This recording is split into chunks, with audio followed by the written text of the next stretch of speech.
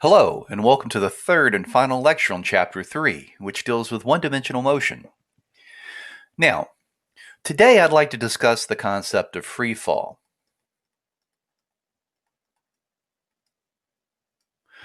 Free fall is a special type of motion that involves constant acceleration. Now, if you remember the last lecture, one of the things we did was to make a few assumptions to start off easy. And as I said, we would add detail as we got further and further on. With free fall, we're going to assume that the object's motion, the acceleration that it experiences, is entirely due to gravity. Now, it could be gravity here on the Earth, it could be gravity on a different planet. It really doesn't matter. Now, one of the things that Galileo discovered that helped undermine the foundation of physics back when he was doing his thing was the fact that unlike what Aristotelian physics believed, which was that objects fell at rates based upon their weight, in truth, all objects close to the Earth fall at the same rate. Now, in the metric system, that rate is 9.8 meters per second squared. In the imperial system, it's 32 feet per second squared. Now, these numbers, 9.8 and 32, are conventionally called G, meaning gravity. So these are the accelerations due to gravity, whether you're working in the imperial system or in the metric system. So when we say 1g, really what we're referring to is an acceleration that's either 9.8 meters per second squared or 32 feet per second squared. Now that said, it's crucial to remember that when we talk about objects, at least right now, when they fall due to gravity, that the only acceleration they experience is due to gravity. So we're discounting other concepts right now, like forces or friction. So we're going to ignore these for the moment. Now, we will be adding them in later on, but not right now. So that said, let me show you a simple example of a problem that involves free fall. So I want you to imagine a cliff. Maybe it looks like this. Here's the ground. And what we're going to do is to drop an object from here at rest, so its initial velocity is going to be 0, and let gravity do its job. Now, let's assume for the moment that our cliff from top to bottom has a height of 80 meters. So this distance from the top of the cliff to where ultimately our rock or ball or whatever it is, when it hits the ground and stops, is 80 meters. Now, so if you remember our last lecture, one of the things that I mentioned was that you want to draw your coordinate system in such a way that benefits you.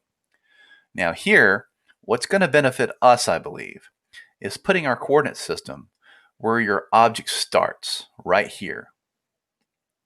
Whoops. Let me line that up a little bit better. Like that. Now, this is the y direction, and this is the x direction. Now, gravity pulls things straight down to the ground. So here, what you have is an acceleration due to gravity down in this direction right here, towards the ground. And the acceleration is 9.8 meters per second squared. Now, look, if you remember our conversation last time about quantities like displacement, acceleration, and velocity being vectors, what I'd like to point out here is that this points in the negative y direction, which means our acceleration in this case is negative. So, what I would like to find is the following. The amount of time it takes for it to fall and the velocity that this thing has upon impact.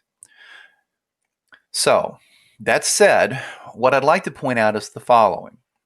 One common misconception that people have here is that as this thing falls and it hits the ground, its final velocity, that is, its velocity upon impact, is going to be zero. Obviously, it comes to rest. That's not what we're looking for. We're looking for the velocity the very second this thing starts to touch the ground, before the ground has a chance to act on it and slow it down. That's the velocity that we're looking for. Now, what are we given here? Well, we're given that the initial velocity of this ball or rock is equal to zero. We're also given that as it falls, it's going to cover 80 meters before it hits the ground. Now, because this is a free fall problem, we are, by merit of that, given the acceleration. The acceleration is 9.8 meters per second squared down. Now, just like before, we have a picture, we have what we're trying to find and what we've been given. The next thing we're going to do is to write down our equations of motion. Now, if you remember the kinematic equations from before, they look something like this. V is equal to V naught plus A times T.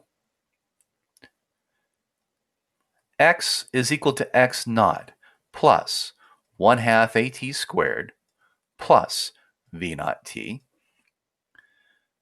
V squared minus V naught squared is 2 times A times X minus X naught.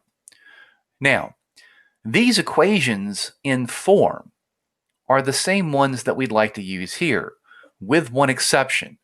I would like to change all of the places where I see an X to a Y to reflect the fact that we're moving along the Y direction and not along the X direction. Now, when you do that, you get these equations right here. The first one really doesn't change. It's the same thing.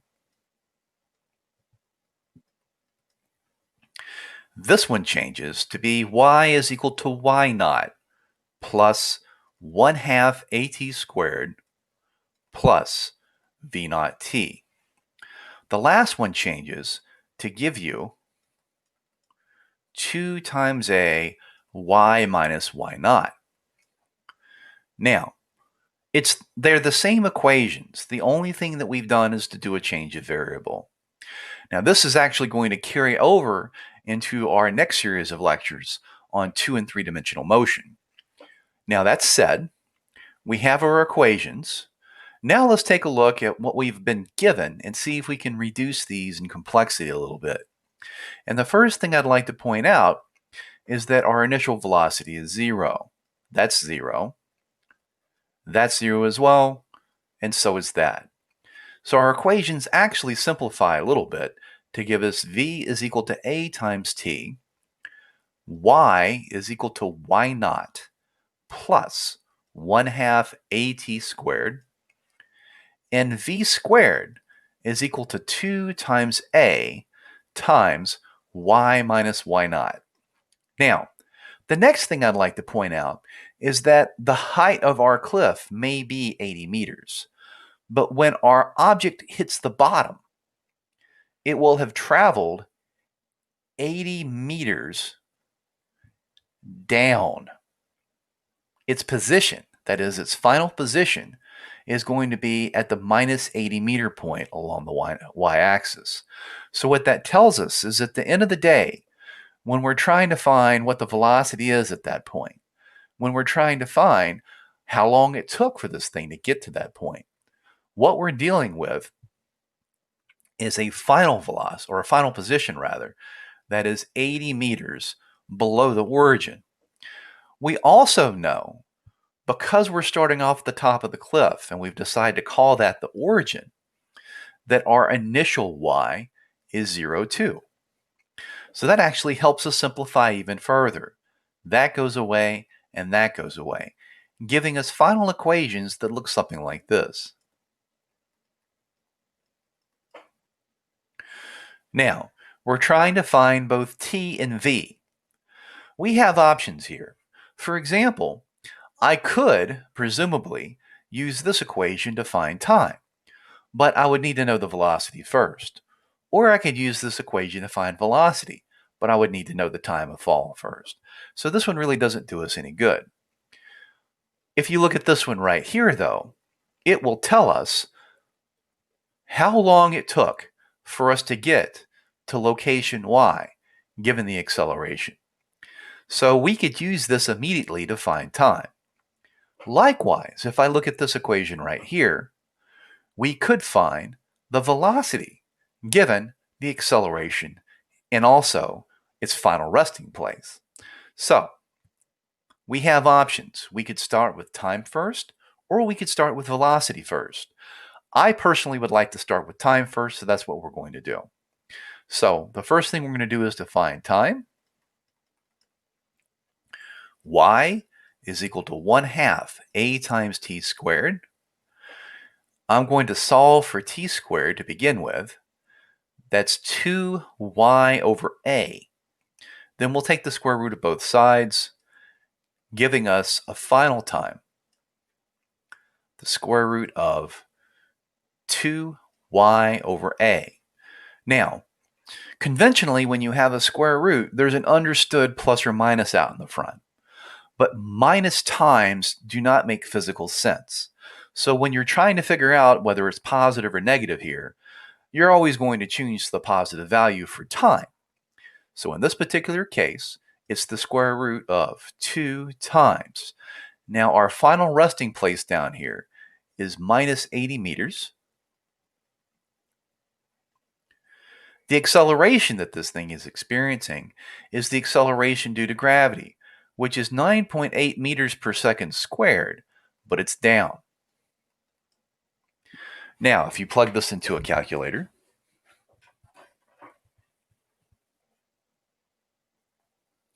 let me do that here.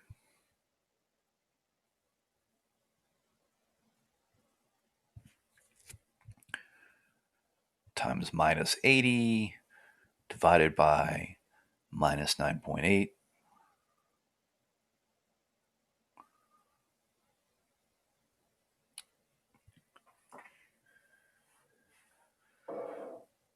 .04 seconds. That's how long it's going to take for it to fall and hit the ground. Now, we will round at the end. The next thing we'd like to do is to find the velocity. We could use this equation right here, or we could use this equation knowing now the time. I'm going to use this equation because I'd like to discuss how to handle the velocity when you have the square here. So, this equation right here says v squared is equal to 2 times a times y. Now, obviously, we're going to need to take the square root of both sides to find v. It's the square root of 2 times a times y. And like before, you have the understood plus or minus out in the front. Now, unlike time, we need to use our problem to determine whether or not this is plus or minus. The reason is because when you take the square root of something, you destroy the identity of it. That means that if it's positive or negative, could have given you this number, basically. So we need to choose. And here, since positives and negatives for velocity, at least along one direction, represent direction,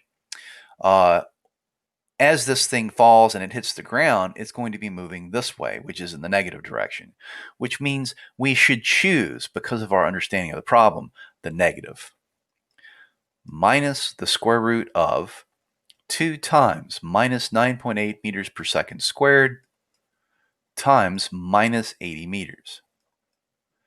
Now, I'd like to point out that, as before, the negatives cancel, which is a good thing, because if you have a negative under a square root, what that's telling you is that you drew your picture incorrectly or you made some wrong assumptions. Now, if you actually carry this operation out,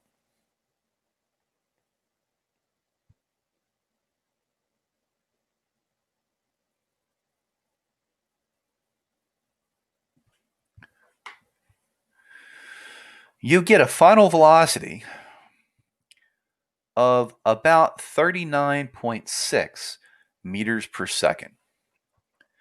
Now, going into the problem, we have understood to be a constant, 9.8, This does not affect our significant digits. What does affect our significant digits is this right here. 1 sig fig right there. So this would be 4 seconds. And this would be minus 40 meters per second.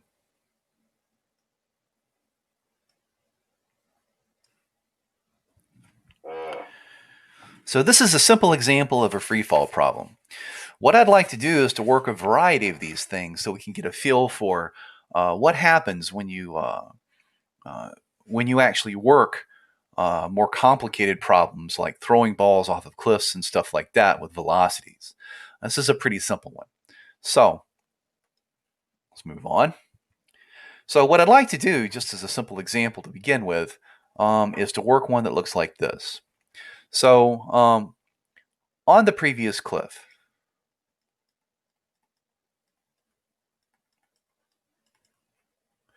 remember it was 80 meters high. Pretend that the ball was thrown downwards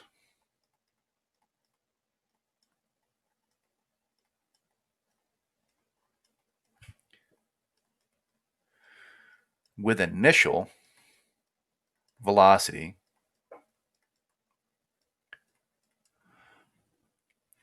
of 10 meters per second.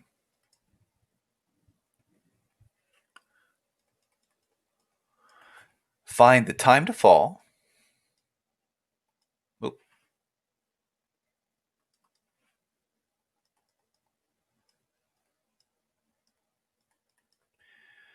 And the velocity upon impact.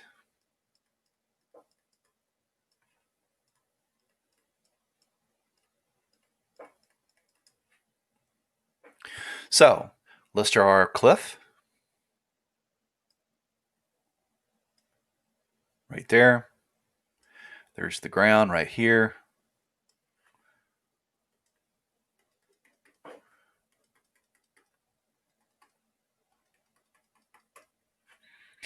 Now, this is the origin of our coordinate system. Now, incidentally, you could choose the bottom of the cliff as the origin. You'd get the same answer. It just makes things a little bit more complicated. That's the reason why I prefer the top. Y, X. Here is our ball that we're throwing downwards.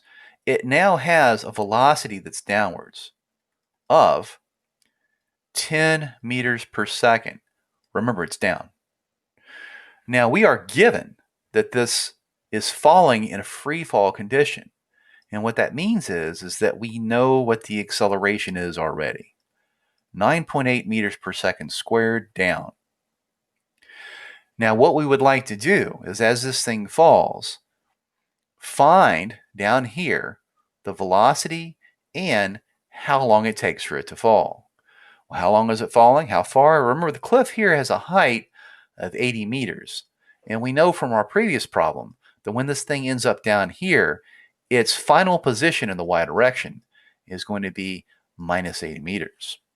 We also know that its initial position is 0. So this seems to be about it for the information that we have in our problem. So let's write down what we've been given and what we're trying to find. Given, initial position is 0. Final position is 80 meters below the starting point. The acceleration is 9.8 meters per second squared down.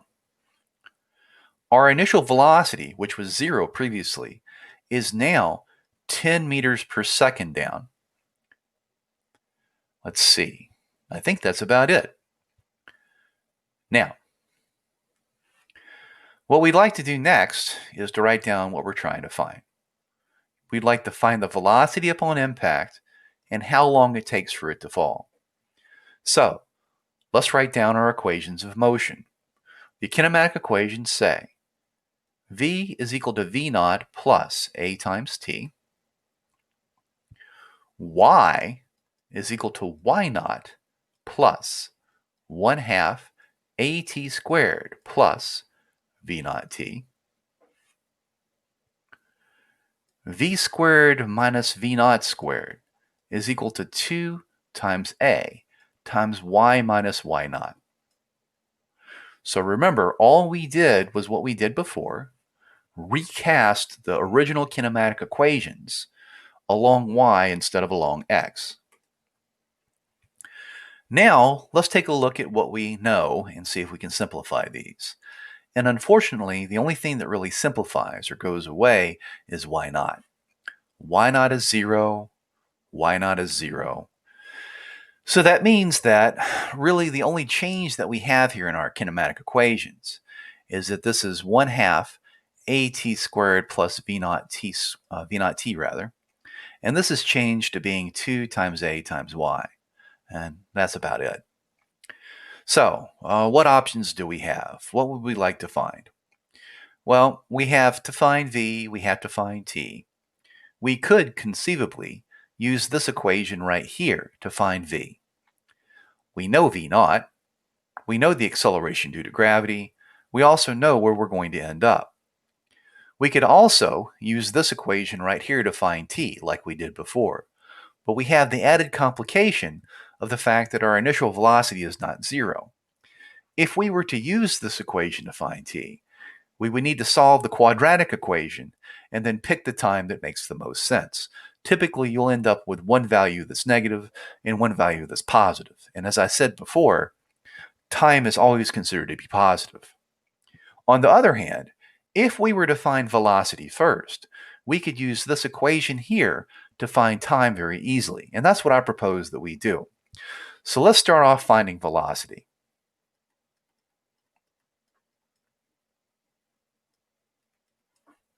This is the equation that we'd like to use. If we solve for v, we get the square root of v naught squared plus 2 times a times y. Now don't forget you have that understood plus or minus sitting out in front. But my understanding of the problem says that at the very end, when it hits the bottom, it's going to be traveling in the negative direction.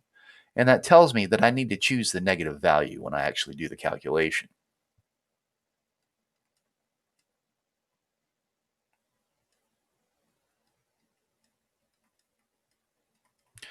There it is. Now let's plug some numbers in.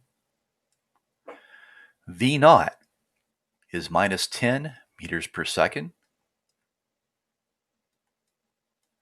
The acceleration due to gravity is 9.8 meters per second squared down. And we will end up 80 meters below the origin of our coordinate system. Now, when you do this calculation, let me do it.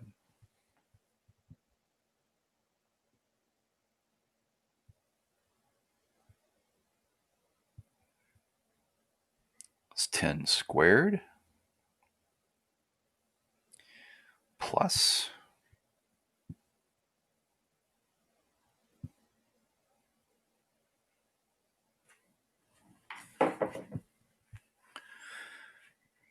you get minus 40.84 meters per second. Now, if you were to look over here, it's not a whole lot more than what we got here. All right. You'd think it would be, but remember, all that does is to make the ball fall faster. Now, so we have our velocity. What I propose now to do is to use this right here. V is equal to V naught plus AT. I'm going to solve for time. T is equal to V minus V naught over A. Plug the numbers in. Minus 40.84 meters per second minus a minus 10 meters per second divided by 9.8 meters per second squared down. So let's do the calculation.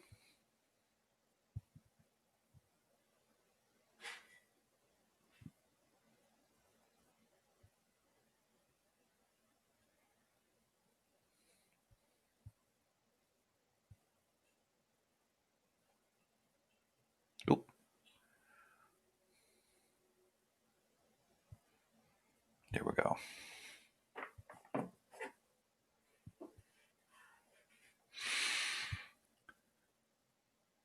3.15 seconds. So, going into the problem, 1 sig fig here, 1 sig fig here. This says that our final velocity at the end of the day is going to be minus 40 meters per second. But the amount of time it took for it to fall is going to be 3 seconds. So when we threw the ball downwards, we didn't necessarily make it hit the ground very much faster than it did before. But what we did do was to decrease the amount of time that it fell by approximately 1 second.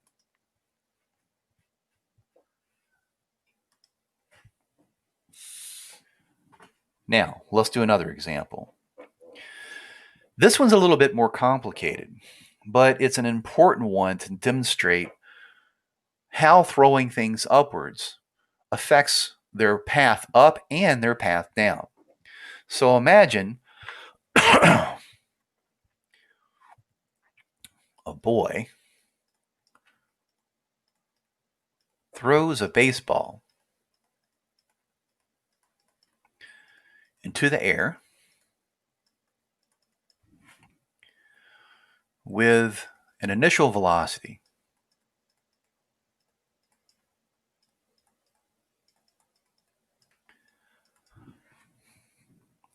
of 80 miles per hour. We're going to need to convert that. Now, what I'd like to do is define a few things here. I'd like to find the max height the ball reaches.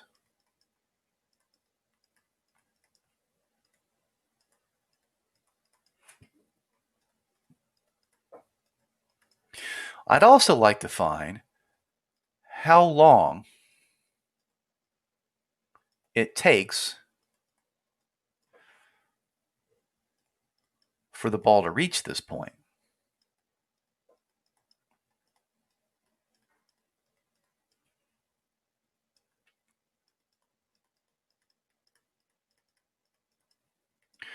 I'd like to find the total flight time.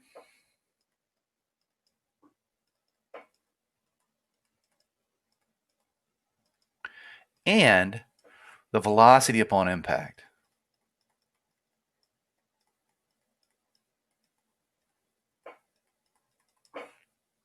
Okay, so there's a number of things that we'd like to find. Now, that said, let's draw our picture.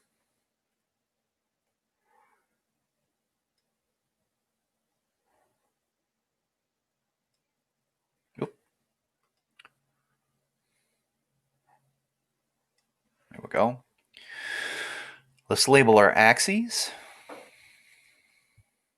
y and x.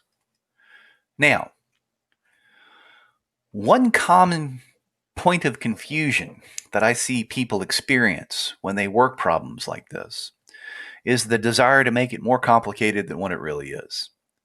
For example, we haven't been given how tall the boy is, so we're not going to assume the boy has any height at all. We're going to assume that the ball leaves his hand and then it returns to his hand, and we're going to neglect how high he is. So that means we're going to assume that this leaves the ground like this. Here's our ball being thrown upwards. It has an initial velocity of 80 miles per hour. Now we know we're going to have to find what that is in meters per second. The ball travels upwards, upwards, and upwards. However, it's experiencing acceleration that's trying to pull it down to the ground. Now, if you remember our conversation last time about trying to figure out directions of accelerations, if the ball is moving up and the acceleration is down, what that acts to do is to slow the ball down, which means that every second that goes by, this thing is going to have 9.8 meters per second robbed away from it in terms of speed. So there will be a point up here, which we'll call Y max. That's the max height at which the ball is entirely pulled to rest due to the acceleration due to gravity. So at this point right here, we expect our velocity in the y direction to be 0. Now, from this point, the ball is going to return. Gravity is going to act on it to cause it to accelerate and fall down and move faster and faster and faster. So typically what's done here to simplify the problem and to make it a little bit more intuitive is to break it up into two pieces. The first piece has the ball going up to the top.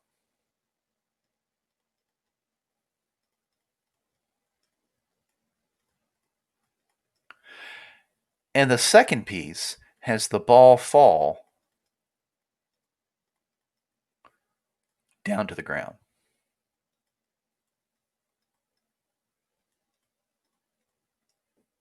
Okay. Now, so this is our picture. We know at least here that the ball is starting with an initial position of 0. We would like to find things like y max, like the velocity upon impact, etc., and so on. But to help visualize that, what I want to do is to exploit the fact that we're breaking this up into two pieces and to draw another two pictures. The first picture is going to be it going up to the top, and the second picture is going to be it falling down. So here's number 1.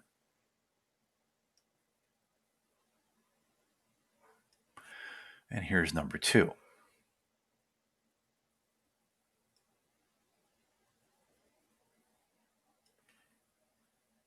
I'll make it a little bit longer just so it's consistent with the other one. There we go. Now, again, y, x, y, and x. Now, this is part 1, and this is part 2. For part 1, the ball's initial position is y naught is equal to 0. It leaves the ground.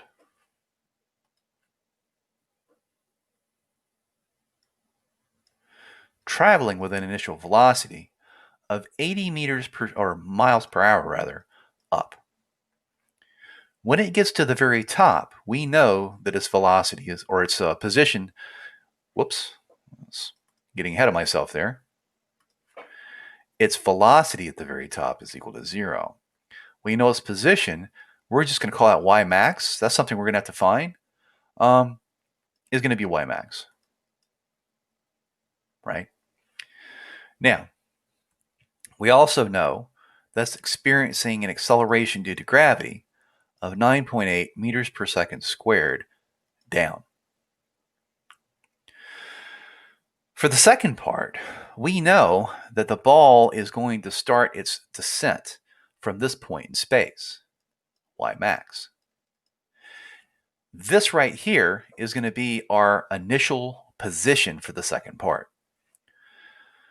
The final position for the second part is going to be y is equal to 0. We also know that the initial velocity for this part is 0. What's making the ball move? Well, it's experiencing acceleration. The acceleration is 9.8 meters per second squared down. So, as you can see, the initial stuff for the second part partially depends upon the first part. So the way we solve problems like this is to solve the first part in entirety and use the information that we get from it to help determine some of the givens for part 2. So that said, let's look at what we are given for part 2, or for part 1 rather, and what we're going to try to find. So we are given for part 1 that your initial velocity is 80 miles per hour. Now we're going to need to convert that, like I said. We'll do that here in a moment. We're also given that our initial position is 0, that we have an acceleration that's 9.8 meters per second squared down. Now, that's about it. What are we trying to find? Well, we're trying to find everything. We'd like to find y, which is the same thing as y max. We would like to find, we are also given a final velocity of 0, by the way. We'd like to also find the time that it takes to get to the very top, which I'm going to call that just T1 to differentiate it from part 2. Let's see. Height, time. That's about it. So let's go ahead and convert V naught here. 80 miles per hour. Let's see. The conversion for miles per hour to meters per second is a second here.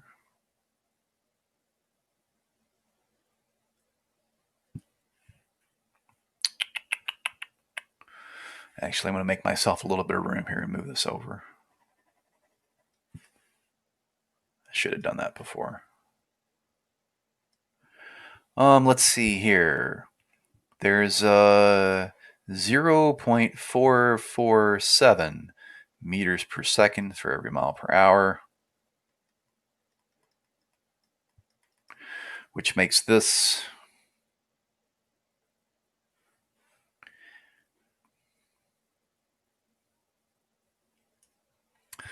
35.76 meters per second. So what I'll do here, just below here to make it easy, is we'll put our fines here.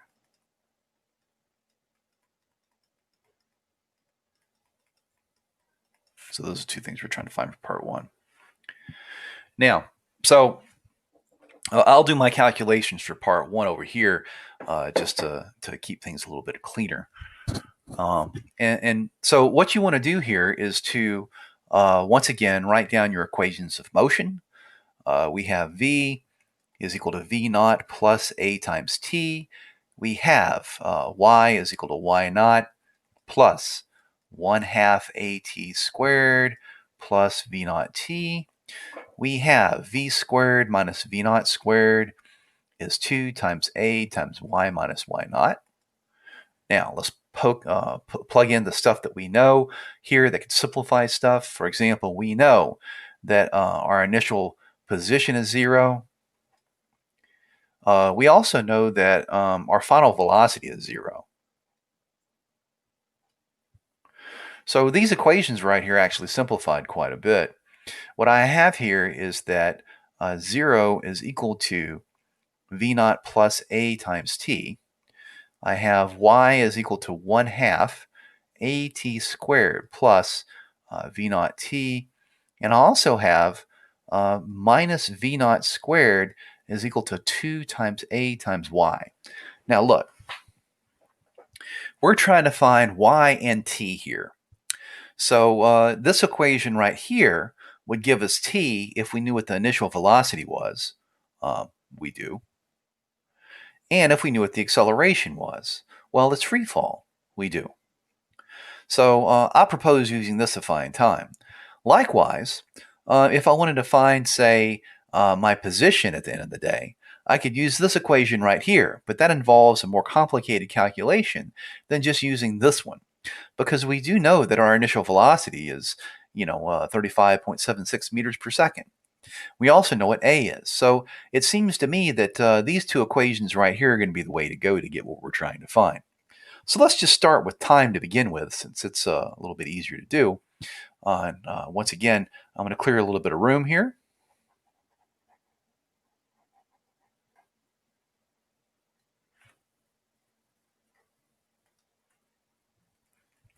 And if I solve this equation right here for time, I get that T is equal to minus V naught over A.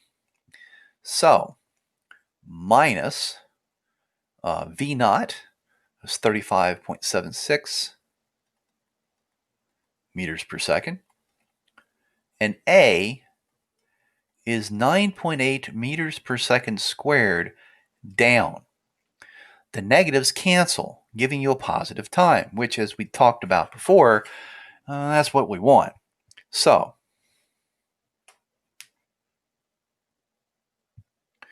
$35.76 divided by 9.8. 3.65 seconds.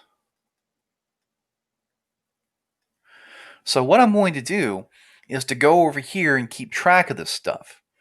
For the first part, our time is 3.65 seconds.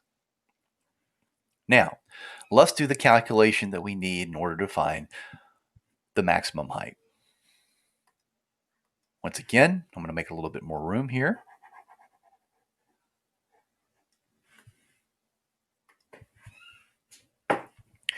If I solve this equation for y,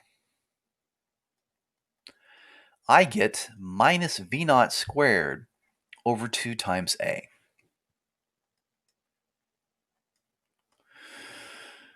V naught is 35.76 meters per second. A is 9.8 meters per second squared down. Here, if you do the calculation,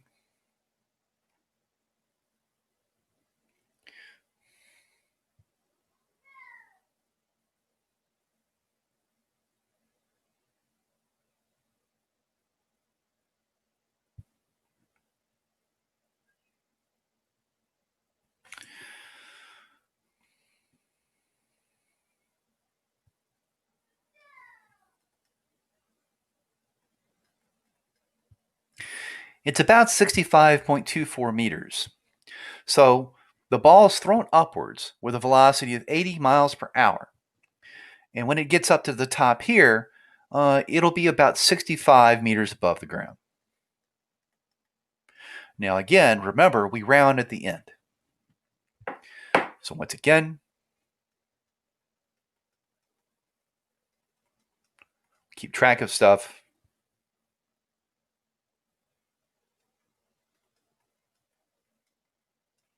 $65.24 meters. So that's part one. Now let's take a look at the givens and what we're trying to find for part two. Here, looking at our picture, we're given that our initial velocity is 0. We also know our final position is going to be at the ground at 0. We know the acceleration due to gravity. That's 9.8 meters per second squared down. We also know from solving part one how high above the ground the ball is before it starts to fall. Our initial position is the same thing as y max, 65.24 meters. Now, that seems to be about it for what we have. What we're going to find here is the velocity upon impact and the amount of time it takes for it to fall for part two. We know everything else. So, once again, you write down your equations of motion. V is equal to V naught plus A times T. Y is equal to Y naught plus 1/2 AT squared plus V naught times T. V squared minus V naught squared is equal to 2 times A times Y minus Y naught. Now let's plug in the stuff that can help us simplify the problem. For example, we know that V naught's 0. We also know that Y is 0. So, what we have here at the end of the day, when it comes to equations that we can use, is that V is equal to A times T, 0 is equal to Y naught plus 1/2 AT squared, and V squared is equal to minus 2 times A times Y naught. Now, we're trying to find the velocity and the amount of time that it takes for this thing to fall and hit the ground. I propose that we use this to find velocity. The only other option that we have is this, and in order to use this, we would need to calculate the time. This is the easiest way to go that I think. Once we have that velocity, we can plug it in here and we can very easily find t. So let's start here. Let me make some room.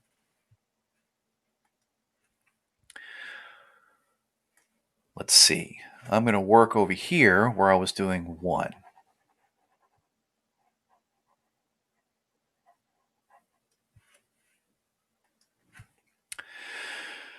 So,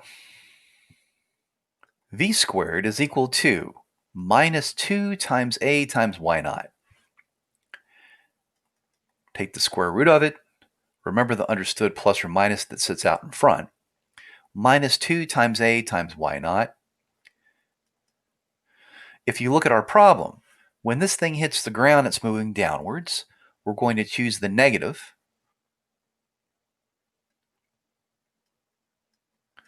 A is 9.8 meters per second squared down. Y naught is 65.24 meters.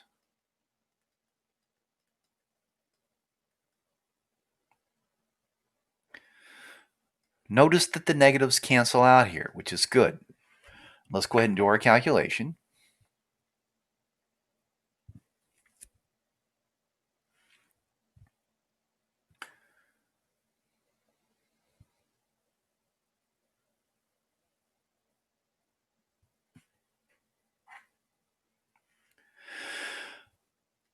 Minus 35.76 meters per second? Sure enough, when this thing comes down and hits the ground, it's going to be traveling at the same speed that it was when it left, but the direction will have changed. The same speed. Now, let's write this down over here to keep track of it.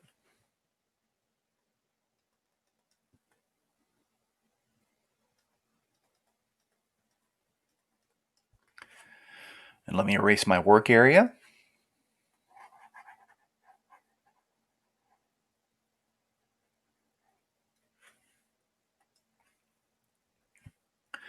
Now let's find time. I'm going to use this one right here again to find time. If I solve for t is equal to v over a. We found from the previous part, the v is 35.76 meters per second down. We also know a is 9.8 meters per second squared down. The negatives cancel. When you do the math,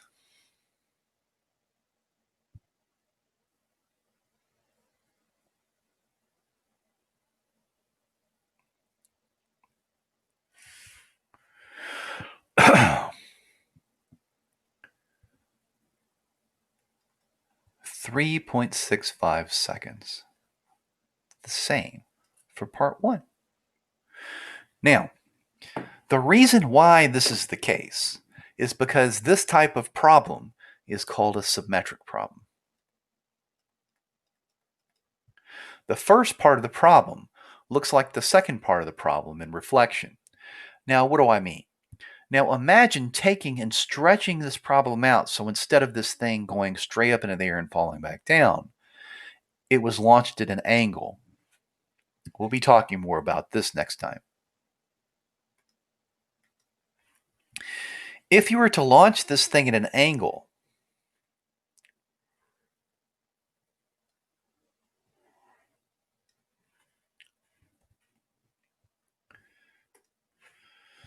the first part of the problem to the top would look exactly like the second part of the problem going back down if you folded it over. So what that means is that if you're dealing with a symmetric problem, you're actually pretty easy off when it does to Hoolan calculations, because we know already that if you have the amount of time it takes for it to get to the top, that's going to be the same as the amount of time it takes for it to fall back down. We also know that if you know the velocity it has when it leaves the ground, the velocity upon impact is going to be the same value, the same magnitude. The direction will just have changed straight down. So what that does is to help eliminate some of the calculations that we would have to do. So what we were trying to find for the whole thing was the following: the max height, how long it takes for the ball to reach this point, the total flight time, and the velocity upon impact.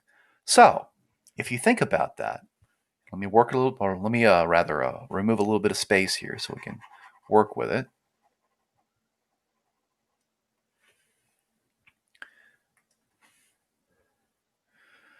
The max height we got from the first part. Excuse me, 65.24 meters. Now, we have, going into the problem, one sig fig here, about 70 meters above the ground. Likewise, how long does it take for the ball to reach that point? To the top? 3.65 seconds. Whoop.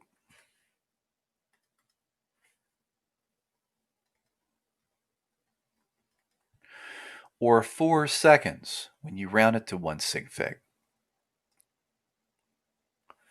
What's the total flight time? Well, the amount of time that it takes for it to get to the top is the same as the amount of time that it takes for it to fall back down to the ground.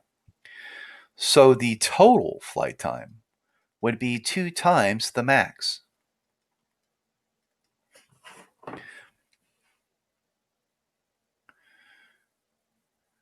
.65 times 2 is 7.3, or 7 seconds. What's the velocity upon impact? Well, again, we know the velocity upon impact is going to have the same magnitude as the initial velocity. It's just switched directions. So, what's v? Well, it's going to be 80 miles per hour down. Now, I took the long approach to solving this problem, because when you do problems that aren't symmetric, you have to carry out all of the same steps. As an example,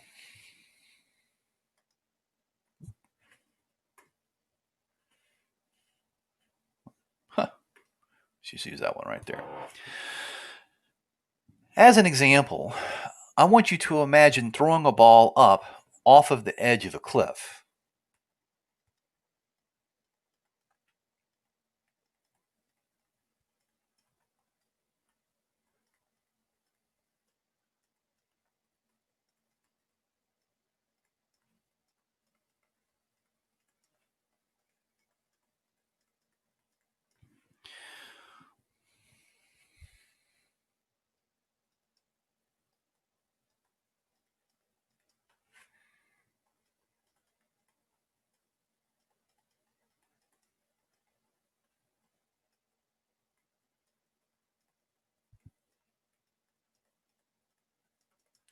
So a ball is thrown upwards with an initial velocity of 15 meters per second off of the edge of a cliff.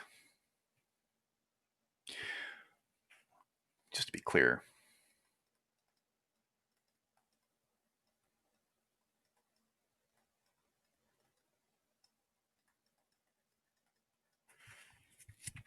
What I'd like to find are the following things.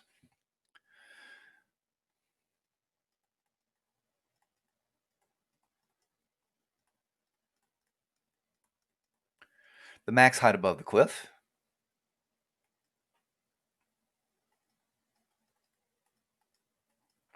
the total flight time,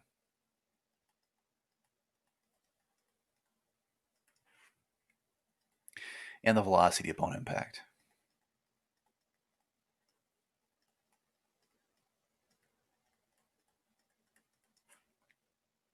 Okay, now we're going to take exactly the same approach that we did for solving this problem right here.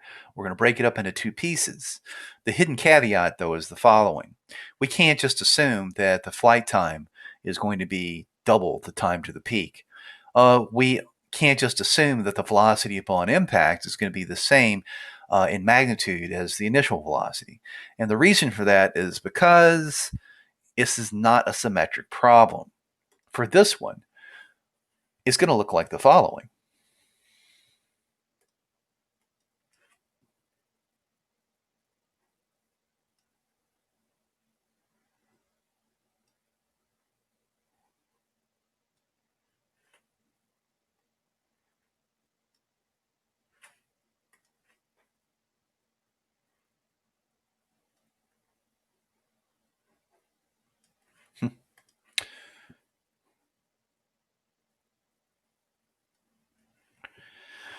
So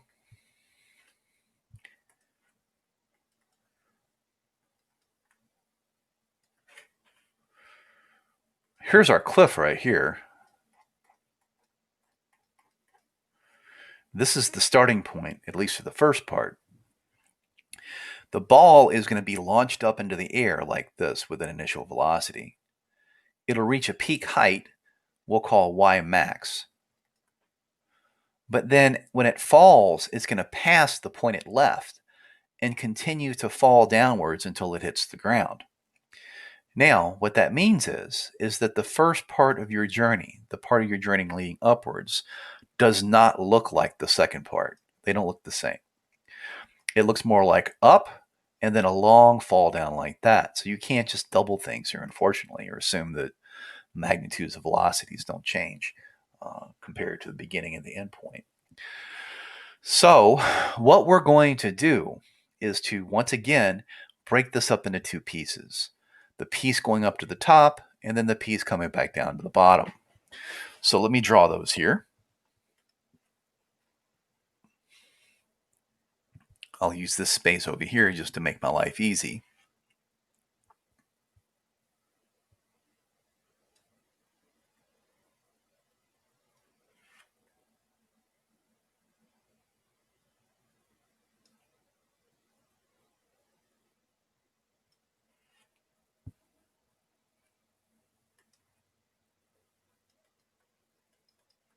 This is part one.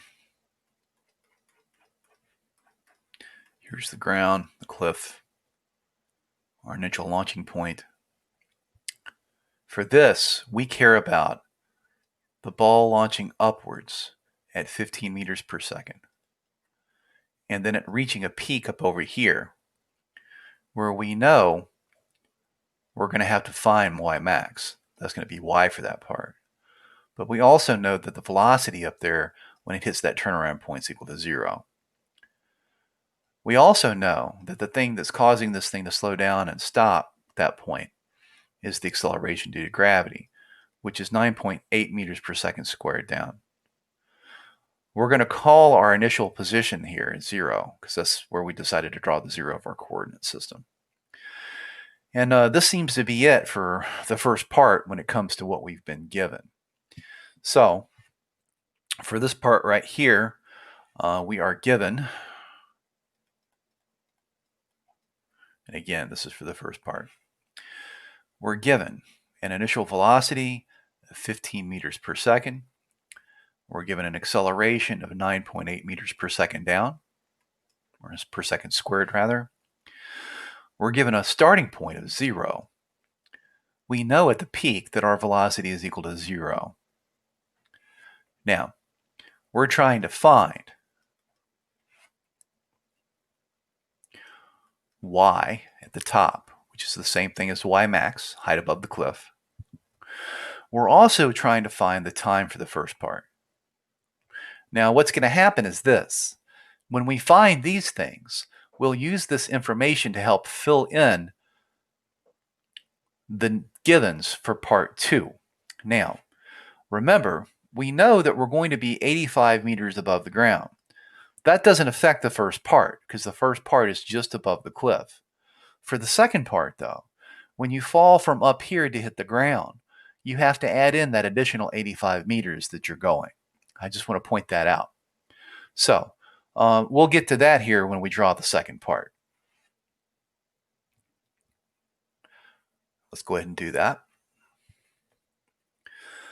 For the second part, you have your cliff here.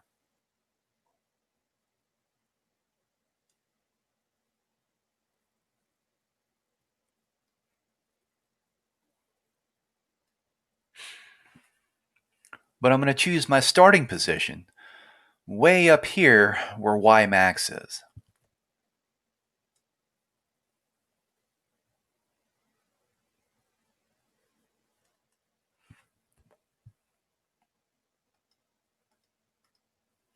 Let me see if I can clear a little bit of room here, just to make it a little bit easier. Oop, must be still in line mode.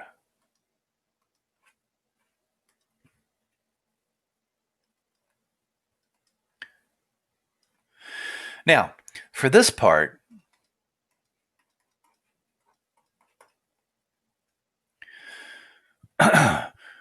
our initial position here, we can call 0.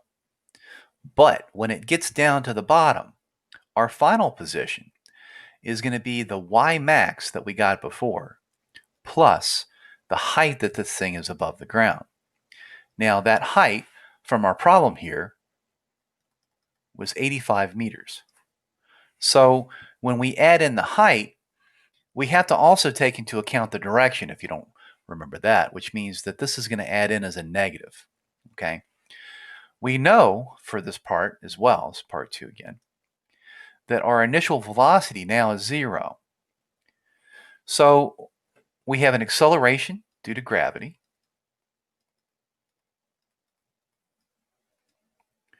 As this thing falls down, it's going to hit the ground down here somewhere.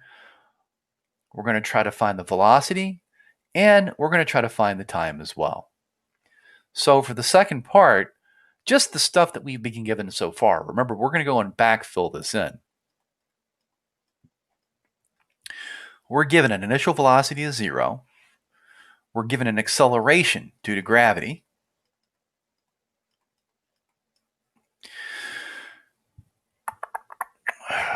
We're given a starting position we'll call y naught of 0.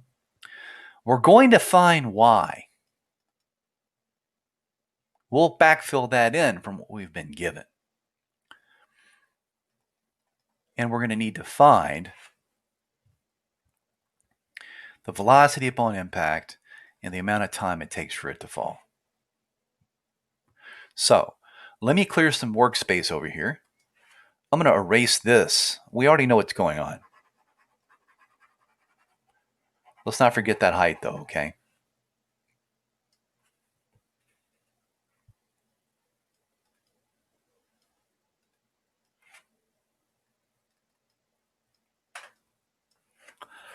So let's work part 1. Once again, write down your equations of motion.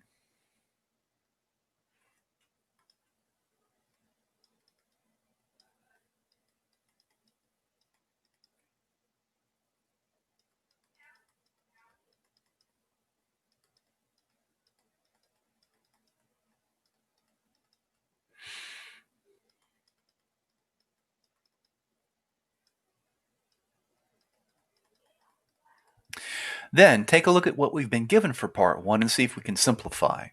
I see a final velocity of 0 and I see an initial position of 0. So the final velocity is 0, initial position is 0, final velocity is 0, initial position is 0, which means our 3 equations right here simplify to this.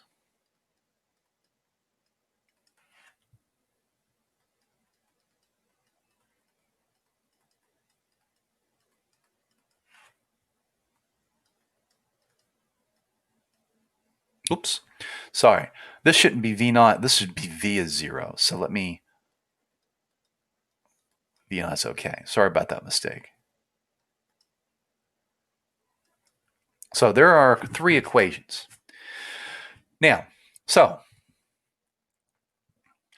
we need to find y max and we need to find time. I propose once again that we find y max using this. Once we get our initial, once we get, well, I guess we just find this independently, huh? Yeah, that's what we'll do. So start wherever you want. I'm going to start here just to get it out of the way. So here, y, which is going to be the same thing as y max, is minus v naught squared over 2a. What's V naught? 15 meters per second. That was up, remember. A, 9.8 meters per second squared down. The negatives cancel to give you a positive displacement, which should make sense. So, let me do my calculation here. 15 times 15 divided by, see, 2 times 9.8. I get that this thing went 11.48 meters above the ground.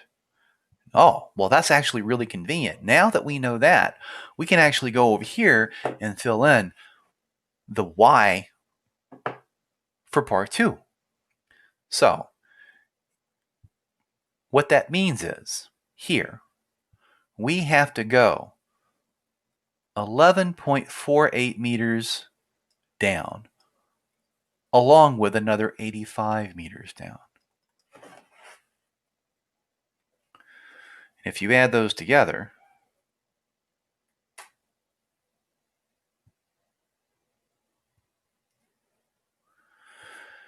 $96.48.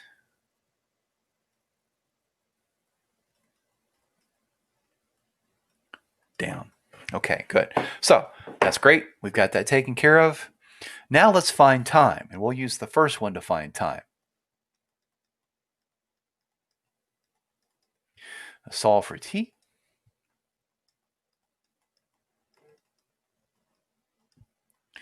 What's V naught equal to? 15 meters per second. This is 9.8 meters per second squared. The negatives cancel.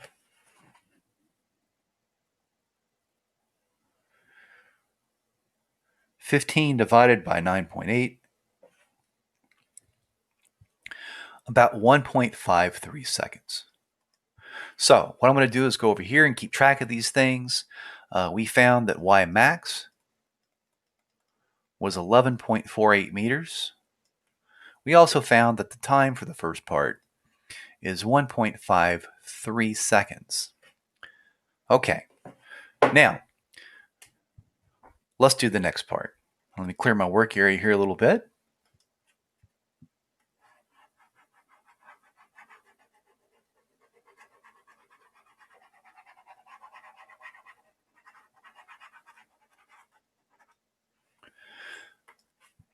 For part 2, we're trying to find the velocity upon impact, but also the amount of time that it takes for it to fall. So let's write down our kinematic equations again.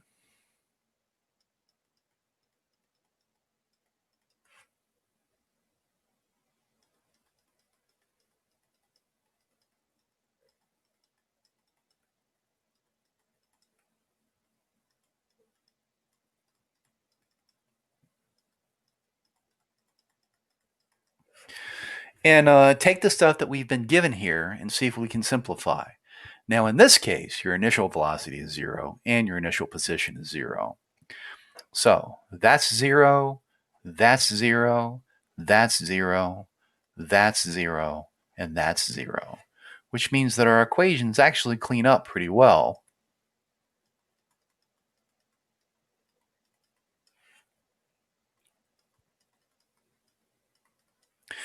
Now, we can use this one right here to find time. We can use this one right here to find velocity because we have enough information now to do that. I propose we find time first. So y is equal to 1/2 at squared. And if you solve this for t, it ends up being the square root of 2y over a. Now y we found to be minus 96.48 meters.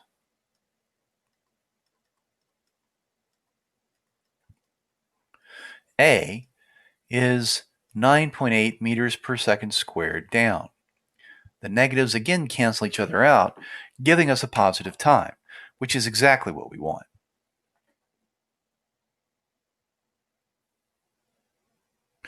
Now let me do the calculation.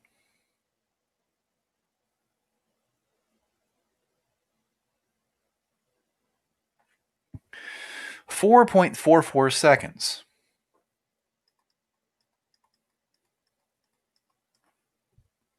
So, next, now let's do velocity. V squared is 2ay. So v is the square root of 2 times a times y with an understood plus or minus out in the front. Now for the second part, this thing's going to be traveling down in the minus y direction, so I choose the negative. 2 times minus 9.8 meters per second squared times minus 96.48 meters.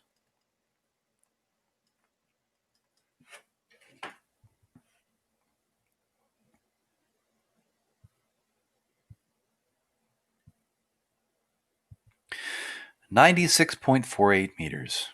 Let's see. 43.49 meters per second. Down.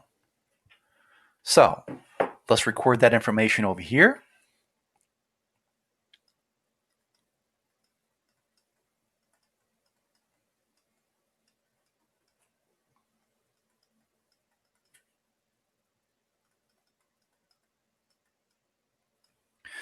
Let me clear my work area here.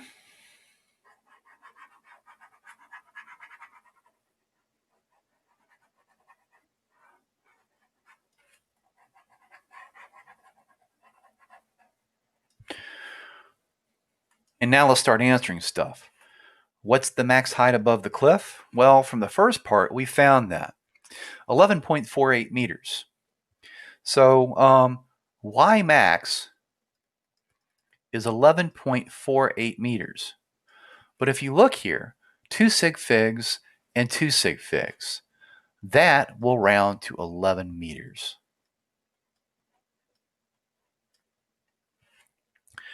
What's the total flight time? Well, the total flight time is going to be the time from the first part plus the time from the second part.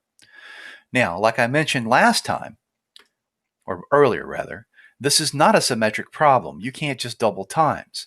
As we saw, the time to the peak was 1.53 seconds, but the time to the bottom from that location was 4.44 seconds. So when you add those together,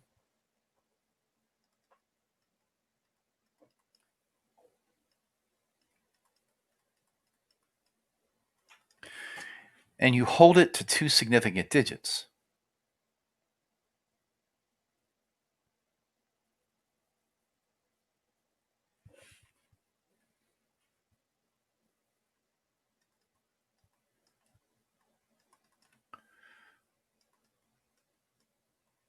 it rounds to that.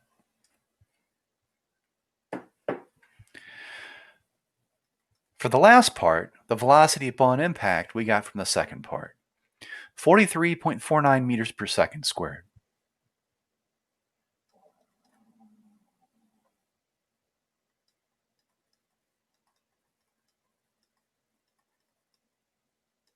Or for meters per second, rather.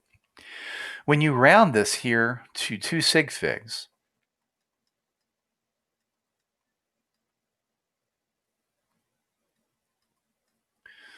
.43 meters per second down.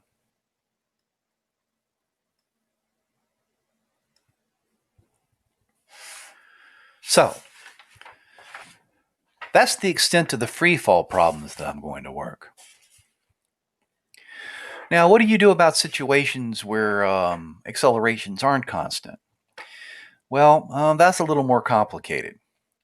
We'll be getting into that when we talk about two-dimensional motion, which will be the big topic that we get into next.